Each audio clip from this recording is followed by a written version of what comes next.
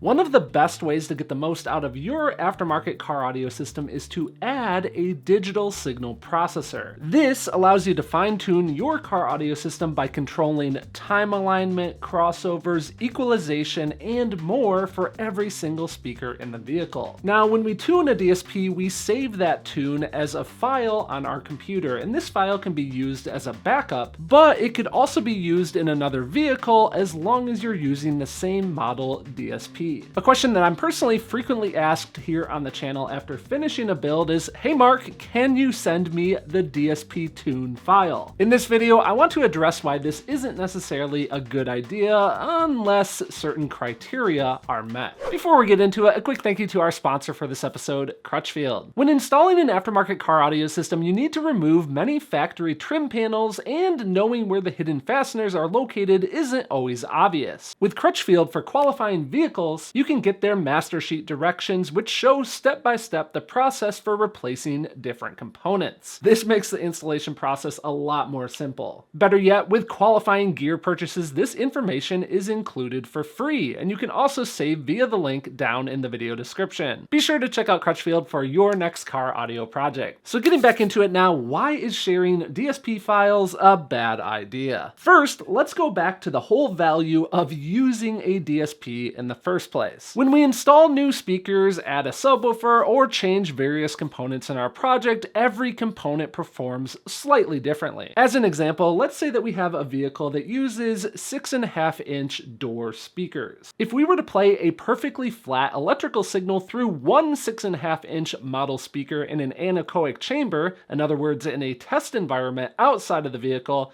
and then play the exact same electrical signal through another 6.5-inch model in that same test environment, the response will be different. We know this because every speaker model has a slightly different sound. This is one aspect of the benefits of adding a DSP. Even if we are feeding a perfectly flat electrical signal to a speaker, the actual acoustic performance is going to be slightly different and in need of correction via a DSP. Now combine that with the vehicle environment, which has a considerable impact on the performance of each speaker in each location, we definitely are going to need some of that DSP correction. And it's worth noting here, obviously we're going to install the same model 6.5-inch in each of those door locations, but the driver's side and passenger side are going to have a different performance at our listening position due to the acoustics of the vehicle that we need to correct. So even with the same model speaker, we still need correction once in vehicle. So back to what I said in the opening of this video, when I finish a project, it's pretty common that I'll receive messages, hey Mark, I also have an F-150,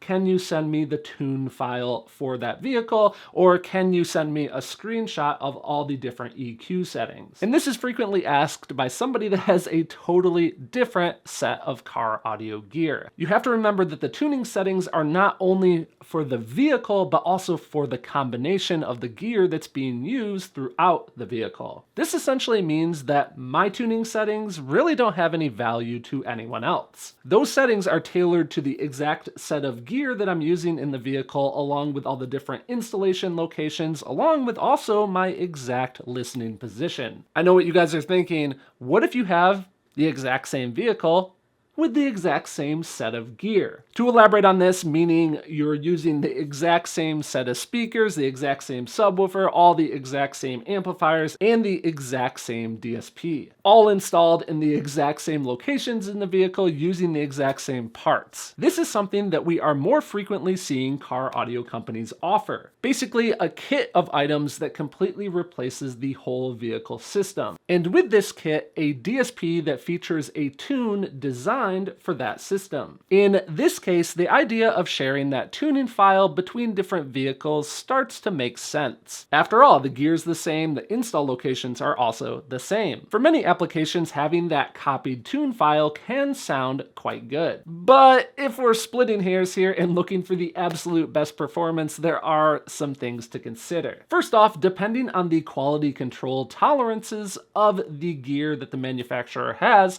there may be slight differences from, as an example, speaker to speaker that can have measurable differences. It's likely going to be a very minor difference, but regardless, you could benefit from actually tuning your exact system. Something that does change from vehicle to vehicle and user to user that would have much more of an impact is the exact listening position in the vehicle. When we tune a vehicle, we find that it's typically best to put the measuring microphones at the height of the listener, as there can be changes in the acoustic performance for a 5-foot tall person versus a 6-foot tall person. So there, we definitely have another benefit of tuning for your exact application. Finally, even with installing a full made system kit, there is the opportunity that the install may be slightly different. Sound treatment materials might be installed slightly differently, or a subwoofer enclosure may be located in a slightly different location, or even other accessories could be added to your vehicle, maybe something like a carpeted dash cover, something that the manufacturer may not have included with their baseline tune. All these things do have a measurable impact on the performance of the system, and again, this is where you would benefit from doing your own